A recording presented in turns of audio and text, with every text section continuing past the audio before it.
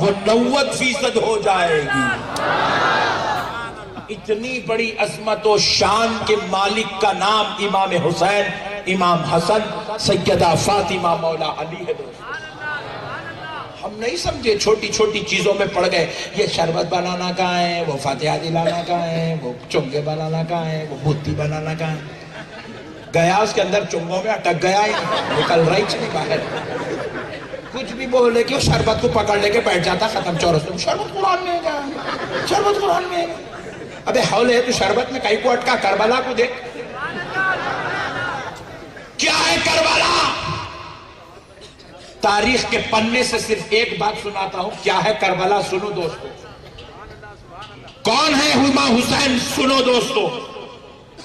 اے بابو disturb کر رہے یار، سنو دوستو، کون ہے کربلا، کون ہے امام حسین اور کیا ہے کربلا۔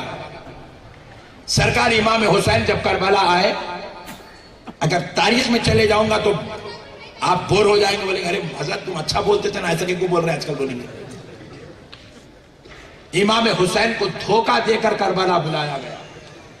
جب آئے تو ظالم کوفیوں عراقیوں نے اپنے اپنے دروازے بند کر لیے، کھڑکیاں بند کر لیے، امام حسین کو پانی تک نہیں دیے تھے، ایک کھجور تک نہیں کھلا امام حسین کو۔ امام حسین کے گھر میں جو بچے تھے 2.5 دن تک پیاسے رہے بچے، اتنی ظلم کی انتہا کرے۔ ان کو پلٹ کے پوچھے، ظالموں تم نے اتنے ہزاروں خطوط لکھ کر میرے بابا کو بلایا، اور جب آئے تو تم یہ دروازے بند کر آخر کیوں کر رہے ہو؟ تو کہا یزید ہم سے یہ اعلان کر چکا ہے کہ جو کوئی حسین کو پانی پلائے گا، کھانا کھلائے گا، گھر میں جگہ دے گا، اس کو، اس کے پورے خاندان کو قتل کر دیں گے، اس کی عورتوں کی عزت نکال لیں گے، اور ان کے بچوں کو بے گور و کفن موت کے گھاٹ اتار دیں گے۔ اس لیے ہم یزید سے ڈرے ہوئے، ہم آپ کے ساتھ اب کچھ نہیں کر سکتے۔ حضرت امام حسین علیہ السلام، ان کا یہ رویہ دیکھیں، ان کی دھوکے بازی، ان کی بے وفائی کو دیکھ کر امام حسین کوفہ میں خیمہ ڈالے، وہاں سے نکلے کربلا میں خیمہ ڈالے۔ کربلا میں امام حسین نے جب خیمہ ڈالا تو امام حسین علیہ السلام کا 72 نفوس قدسیہ اور خواتین کا جب گھیراؤ کیا گیا، ظالموں نے دائرہ تنگ کیا، تلواریں کسنے لگے، تیرے سنبھالنے لگے،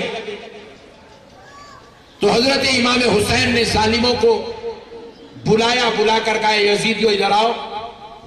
یزیدی جب آئے تو امام حسین نے کہا دیکھو میں تم سے مقابلہ کرنا نہیں چاہتا، میں یہاں جنگ کرنے کی نیت سے نہیں آیا، میں یہاں تم سے جہاد کرنے کا ارادہ نہیں رکھتا،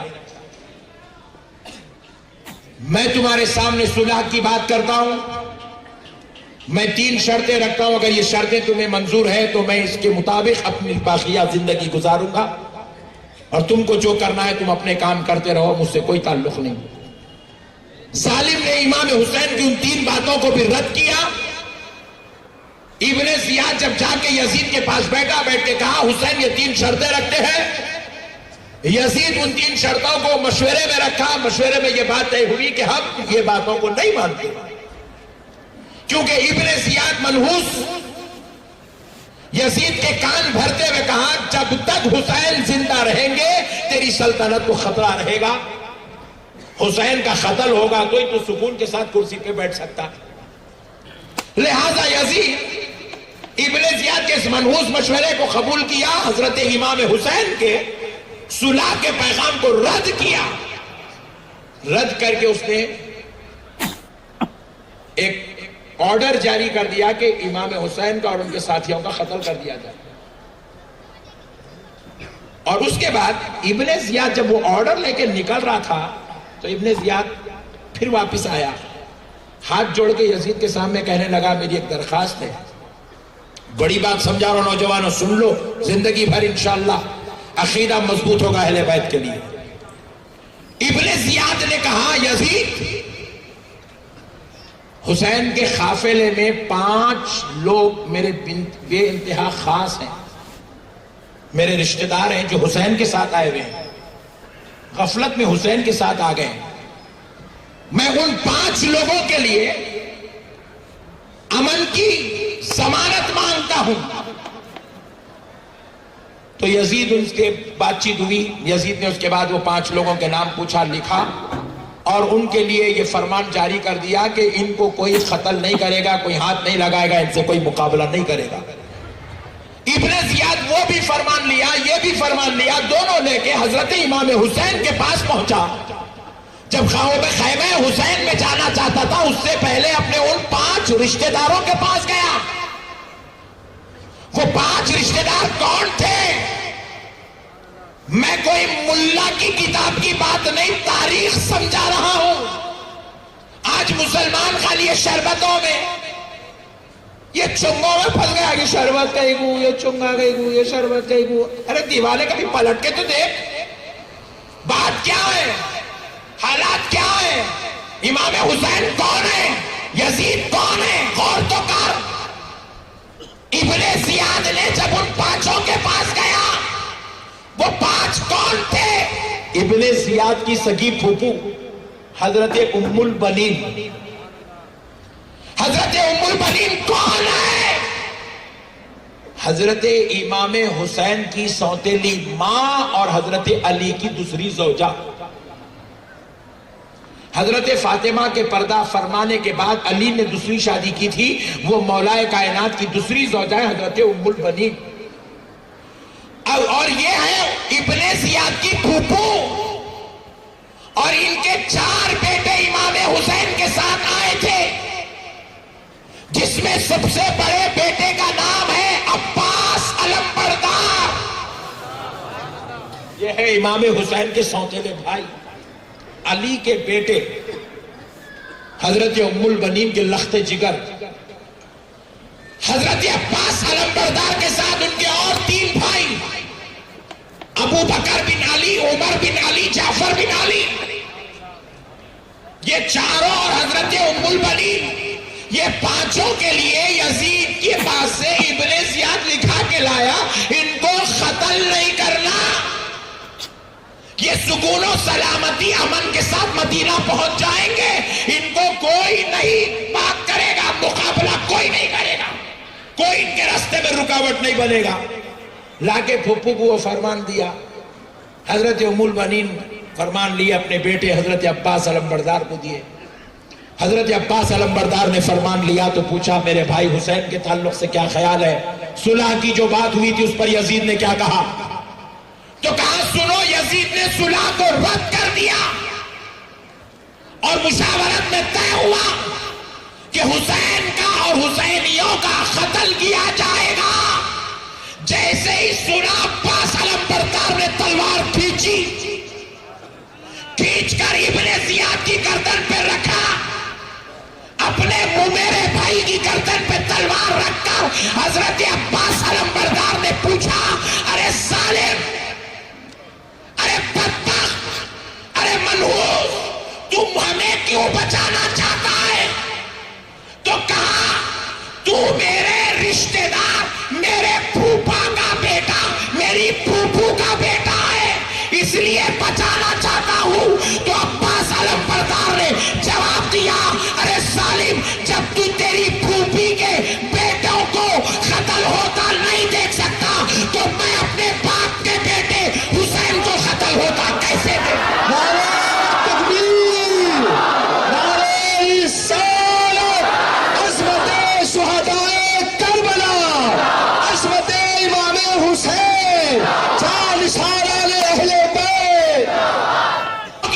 میدان محشر میں حسین کے باغیوں, اہل بیت کے خطاروں کو ابن زیاد, یزید, شمر کے ساتھ حشر کیا جائے گا. اور جتنے حسینی ہوں گے, جو حسین کی محبت میں تڑپنے والے, حسین سے پیار کرنے والے, حسین سے الفت رکھنے والے ہوں گے, مولا نے فیصلہ کر لیا ان کا حشر حضرت عباس علمبردار کے ساتھ کیا جائے گا. اسی لیے ہم شربت پلاتے ہیں, کیونکہ ہم کو یہ ثبوت دینا ہے کہ ہم عباس علمبردار کے زمرے میں ہیں.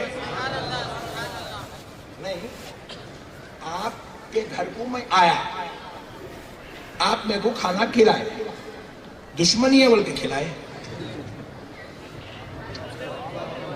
Very good. کسی کو بھی کھانا محبت کی وجہ سے کھلاتے اور اب یہ ڈفرنس بن گیا. اب تک شربت مباح تھا, مستحب تھا, نفل تھا, کچھ بھی تھا, مگر اب یہ فرق بن گیا کہ جو پلا دے وہ محبت کرنے والا ہے, جو اعتراض کر دے وہ ابلیسیہ کے جیسا غداری کرنے والا ہے.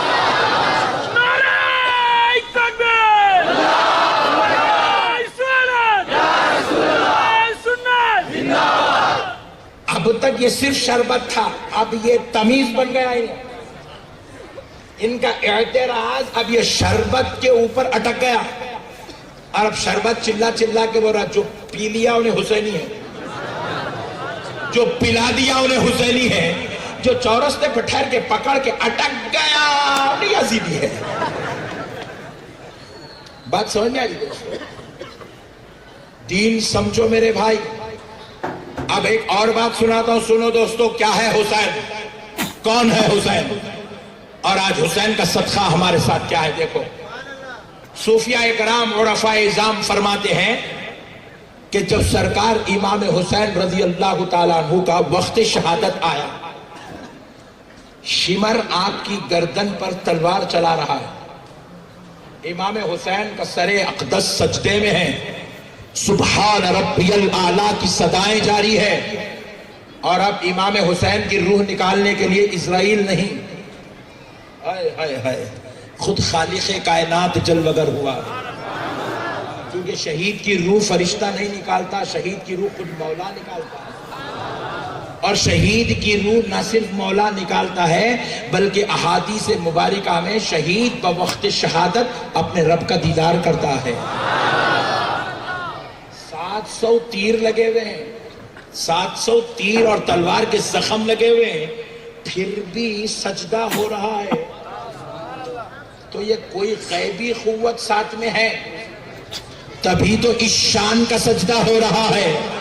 اب حسین سجدہ ہی نہیں کر رہے ہیں, صرف سبحان ربی الاعلیٰ ہی نہیں ہے, صرف تلوار ہی نہیں چل رہی ہے, رب ذوالجلال ہے, اور ساتھ میں حضرت امام حسین کے رب ذوالجلال ہے, اور اپنا دیدار اقدس کرا رہا ہے. صوفیاء و عرفاء فرماتے ہیں جب مولا حسین کا پہلا خطرہ خون مبارک کا زمین پر گرنے لگا تو رب ذوالجلال نے اپنے دست اقدس میں سنبھالا اور سنبھال کر پوچھا, اے حسین بتاؤ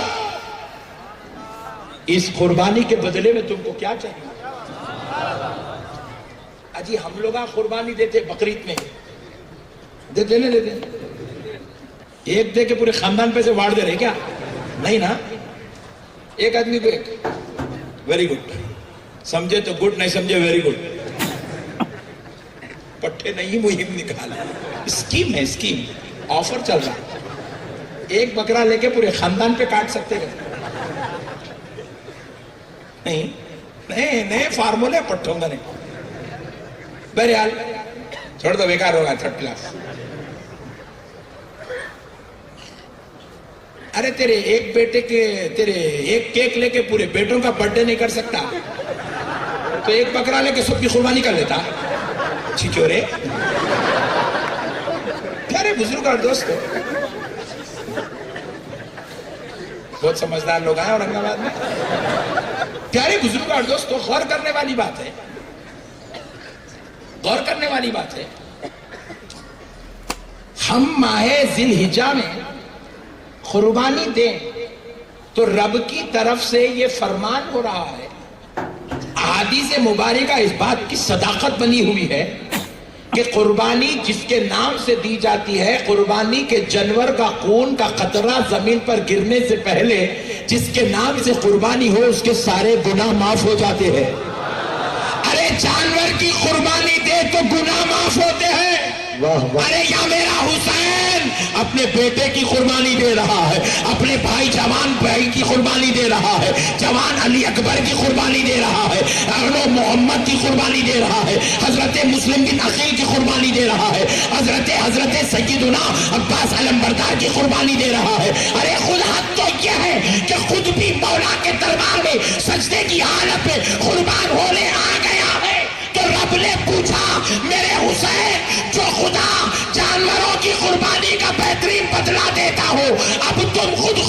ہونے آئے اتنی شہادتوں، اور اس شہادت کے بدلے تم کو کیا چاہیے؟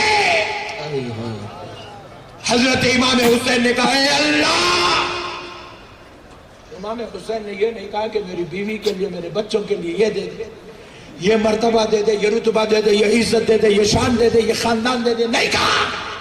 حسین نے اپنے لیے نہیں مانگا، اپنے خاندان کے لیے نہیں مانگا، اپنے گھر بار کاروبار تجارت کے لیے نہیں مانگا، اپنے بچوں کے لیے نہیں مانگا۔ حسین نے کہا اے اللہ، اگر حسین کی اور حسین کے گھر والوں کی یہ قربانی تیرے دربار میں قبول ہے تو اگر تو کچھ دینا چاہتا ہے تو بس اتنا دے دے کہ قیامت کی صبح تک میرے نانا کے دین اسلام کو زندگی دے۔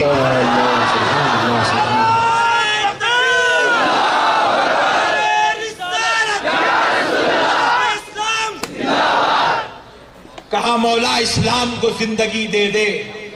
خدا کی قسم یہ حسین کی دعا کا صدقہ ہے کہ آج اسلام زندہ نظر آ رہا ہے، مسجدوں سے اذان نظر آ رہی ہے، یہ حسین کی قربانی کا صدقہ ہے، محرابوں میں تلاوت نظر آ رہی ہے، حسین کی قربانی کا صدقہ ہے، اور جو ہے ممبروں پر خطبے نظر آ رہے ہیں، حسین کی قربانی کا صدقہ ہے، ماں بہنوں پر پردہ نظر آ رہا ہے، حسین کی قربانی کا صدقہ ہے۔ ارے مسلمانوں، آج تم کلمہ پڑھ کے، نماز پڑھ کے، ارے بدعقیدگی، بت پرستی سے بچے ہو۔ خدا کی قسم یہ حسین کی شہادت کا صدقہ ہے، ورنہ یزید تو کب کے دین پلٹنے کا ٹھیکہ لے کر بیٹھا تھا۔ حسین نے اپنی جان قربان کر کے دین کو بچا لیا، اسلام کو زندگی دلا دی۔ ایک بات سن لو اورنگ آباد والوں، اگر میرا حسین شہادت نہیں پیش کرتا تو آج ہم سب گھنٹہ بجاتے ہوتے تھے۔ یہ ان کی شہادت کا صدقہ ہے۔ اللہ اکبر، سبحان ربی العالی، سبحان ربی العظیم۔ یہ ایسے بابرکت کلمات جو تم پڑھ رہے ہو نا، یہ حسین کی قربانی کا صدقہ ہے، ورنہ گھنٹے بجاتے ہوتے تھے۔ آپ پوچھیں حضرت، امام حسین کی قربانی کے صدقے میں اسلام کیسے پھیلا؟ اس کی دو وجہ، دو صورتیں ہیں، سنو۔ پہلی صورت، آج بھی آپ دیکھ رہے ہیں امریکہ میں لوگ کلمہ پڑھ رہے کہ نہیں پڑھ رہے؟ پوائنٹ ٹو بی نوٹڈ، پیغام حسین کیا ہے؟ غور کرو دوستو، آج بھی امریکہ میں لوگ کلمہ پڑھ رہے ہیں، آسٹریلیا میں لوگ کلمہ پڑھ رہے، افریقہ میں لوگ کلمہ پڑھ رہے، گاؤں کلمہ پڑھ لے رہا، کرکٹ ٹیم کلمہ پڑھ لے رہے، فٹ بال ٹیم کلمہ پڑھ رہی، فلم ایکٹرز کلمہ پڑھ رہے، بڑے بڑے پاپ کرنا چھوڑ کے پاک قرآن کی طرف آ رہے ہیں۔ میں بولا مولا ان لوگ کلمہ کیسا پڑھ رہے ہیں؟ مسلمانوں کو دیکھ کے پڑھ رہے ہیں، ہم آپ کو دیکھا تو پڑھنے والا ہی تھک جا رہا ہے، آ رہا کیسا اسلام؟ پوائنٹ ٹو بی نوٹڈ، بڑی بات سمجھا رہا ہوں۔ حسین کون ہے؟ انہیں کلمہ پڑھ رہے کیسا مولا؟ ان کو توفیق کیسے ہو رہی؟ ان کو ہدایت کہاں سے مل رہی ہے؟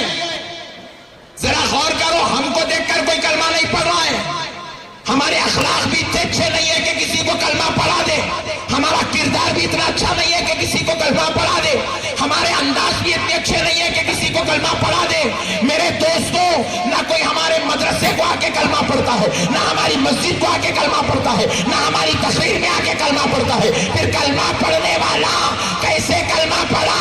ہم نے رب سے پوچھا، مولا یعنی مفتی صاحب سے ملا ہے، نہ مولانا سے ملا ہے، نہ علامہ سے ملا ہے، نہ امیر صاحب سے ملا ہے، نہ حضرت جی سے ملا ہے، پھر یہ کلمہ کیسے پڑھا؟ تو بارگاہ الہی سے جواب آ رہا ہے، بندے سن، یہ تم کو دیکھ کر کلمہ نہیں پڑھ رہا ہے، تمہارے اخلاق کی وجہ سے کلمہ نہیں پڑھ رہا ہے، تمہارے کردار کی وجہ سے کلمہ نہیں پڑھ رہا ہے، پھر بیگم نے پوچھا مولا کیسے پڑھ رہا ہو؟ تو رب نے فرمایا میں نے کربلا میں حسین سے وعدہ کیا ہے، میں نے کربلا میں حسین سے وعدہ کیا ہے کہ قیامت کی صبح تک نانا کا دین زندہ رہے گا، اسی وعدے کے مطابق جس کو چاہتا ہو ہدایت دے کر حسین کے نانا کا کلمہ پڑھوا دے۔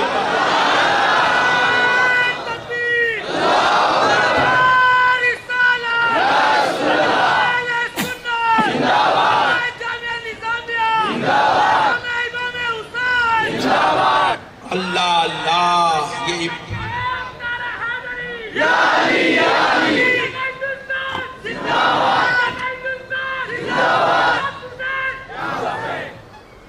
یہ امام حسین کا صدقہ ہے دوستو، آج دنیا کلمہ پڑھ رہی ہے، ورنہ کوئی دعویٰ تو کر دے میرے کو دیکھ کے کلمہ پڑھا، کوئی دعویٰ نہیں کر سکتا دوستو۔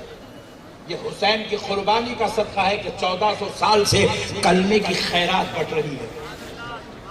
یہ ایک صورت تھی شہادت کے صدقے میں اسلام پھیلا، اب دوسری صورت سنو، بڑی جامع بات ہے مسلمانوں، سمجھ جاؤ گے تو دین مضبوط ہو جائے گا، ایمان کامل ہو جائے گا، سمجھو۔ سرکار امام حسین میدان کربلا میں تشریف لے جا رہے ہیں، 71 نفوس قدسیہ جامع شہادت نوش کر چکی ہیں، اب بچے کربلا میں حسینی قافلے میں صرف 2 ہی مرد، ایک تھے سرکار امام زین العابدین، دوسرے تھے سرکار امام حسین۔ سرکار امام زین العابدین اپنے خیمے سے جنگ میں جانے کی تیاری کر کے نکلے، کمر پر مولا امام حسن کا پٹا باندھ کر، سر پر رسول اللہ کا امامہ سجا کر، جسم پر مولا علی المرتضیٰ کا کرتا پہن کر اور تلوار ذوالفقاری لگا کر، سرکار امام زین العابدین میدان کربلا میں جنگ کے لیے جب اپنے خیمے سے نکلے، گھوڑے کی طرف آئے، سرکار امام حسین اس سے پہلے تیار ہو کر گھوڑے پر بیٹھے ہوئے۔ امام حسین نے اپنے جوان بیٹے زین العابدین کو دیکھا کہ وہ میدان جنگ میں جانے کے لیے مکمل تیار ہو کر آئے ہیں۔ امام حسین نے کہا بیٹا زین العابدین، تم کربلا کے میدان میں نہیں جاؤ گے، تم جنگ نہیں کرو گے، تم یہیں پر رہو۔ مورخین لکھتے ہیں امام حسین نے اس لیے امام زین العابدین کو روکا کیونکہ امام زین العابدین کو شدید بخار تھا۔ میں کہتا ہوں خدا کی قسم مورخین نے سچ لکھا، مگر میرا ایک سوال ہے کہ وہاں بیمار کون نہیں تھا؟ بیماری کی وجہ سے، بخار کی وجہ سے اگر امام زین العابدین کو روکا گیا تو میں پوچھتا ہوں 2.5 دن کا پیاسا حسین کون سا صحت مند تھا؟ وہ بیٹے جو حسین کو عزیز ہو، ان کی جوان اور بچپن کی لاشیں حسین علیہ السلام کے سامنے پڑی ہو، لاشوں کو دیکھنے کے بعد کون سا باپ سلامت رہ سکتا ہے، کون صحت مند رہ سکتا ہے؟